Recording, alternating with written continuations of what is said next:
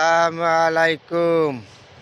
বাংলাদেশে যতগুলি রাজনীতিবিদ আছেন, রাজনৈতিক দল আছেন, বর্তমানে নির্বাচনে অংশগ্রহণ করেছেন, সকল রাজনীতিবিদদের প্রতি, সকল রাজনৈতিক দলের প্রতি রইল আমার পক্ষ থেকে আন্তরিক অভিনন্দন, শুভেচ্ছা, ভালোবাসা।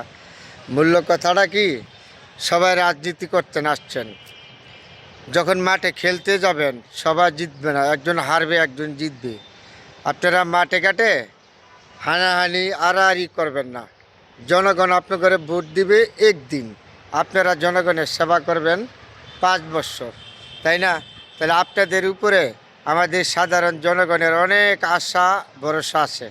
তাহলে আপনারা হানাহানি কাটাকাটি করবেন না, সুন্দরভাবে নির্বাচনে আপনারা অংশগ্রহণ করবেন, হানাহানি কাটাকাটি কোনোটাই করবেন না, পরিবেশ নষ্ট করবেন না। একজন হারবে একজন জিতবে, এটাই তো স্বাভাবিক। সবাই জিতবে এমন কোনো কথা না, সবাই আশা করে আসছে জিতবে, তাই সবাই যে জিতবে এমন কোনো কথা না।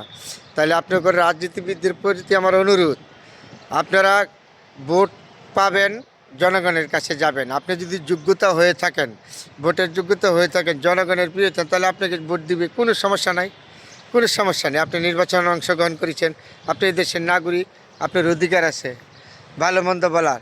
তাইলে আপনাকে যদি জনগণ পছন্দ করে ভোট দিবে, জনগণ পছন্দ না করলে দিবেন না। কিন্তু হানাহানি কাটাকাটি মারামারি এগুলি করবেন না।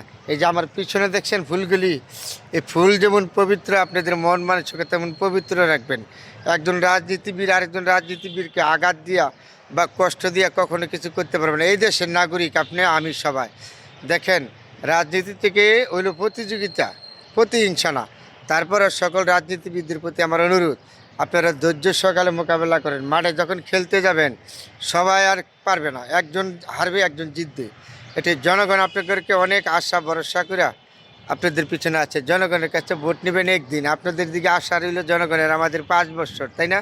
তাহলে জনগণের আশা আশঙ্কা নষ্ট করবেন না, রাজনীতি পরিবেশ নষ্ট করবেন না। এই দুনিয়া না, রাজনীতির নামে একটা মানুষ হত্যা করবেন না, হানাহানি করবেন না, এগুলি থেকে দূরে থাকেন।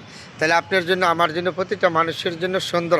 আপনি কতটুকু জনপ্রিয়তা, জনগণের কাছে যান, জনগণ আপনাকে সিদ্ধান্ত দিবে আপনি কতটুকু জনপ্রিয়তা, তাই না?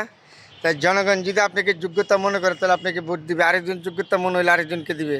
তাহলে এই জনগণের উপরে আপনি ভরসা রাখবেন, জনগণের উপরে নির্ভর করবেন।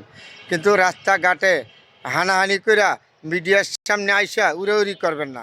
জনগণ, আপনি যদি যোগ্যতা হয়ে থাকেন, জনগণ আপনাকে ভোট দিবে, পার্লামেন্টে যাবেন, দেশের জন্য কথা বলবেন, জনগণের পক্ষে কথা বলবেন, এটাই আমরা আশা করি। কিন্তু আপনারা প্রতিহিংসা করবেন না, প্রতিযোগিতা করেন, রাজনীতির মাঝে প্রতিযোগিতা। আবারও বলেছি, সকল রাজনীতিবিদদের প্রতি আমার আন্তরিক অভিনন্দন, শুভেচ্ছা। রাজনীতির পরিবেশটা নষ্ট করবেন না, সবাই ধরে রাখবেন। ধরে রেখে আপনারা নির্বাচনে অংশগ্রহণ করেছেন, এছাড়া 12 তারিখে নির্বাচন, আপনার কতটুকু জনপ্রিয়তা জনগণ আপনাকে সিদ্ধান্ত দেবে। যাকে খুশি তাকে ভোট দেবে, আমার ভোট আমি দিব, যাকে খুশি তাকে দিব। জোর জুলুম অত্যাচার কোনোটাই করবেন না। সকল রাজনীতিবিদদের প্রতি আমার আন্তরিক অভিনন্দন, শুভেচ্ছা, ভালোবাসা রইল।